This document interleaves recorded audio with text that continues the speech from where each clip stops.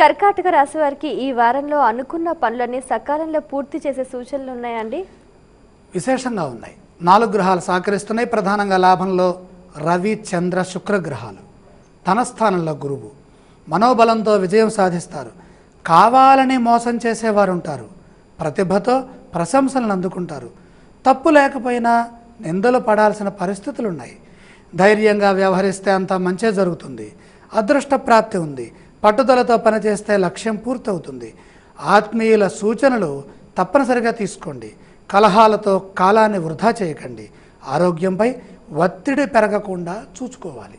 ఈ రాశి వారు పఠించవలసిన స్తోత్రాలు ఏవండి? శ్రీ మహాగణపతిని ధ్యానించడం చాలా మంచిది.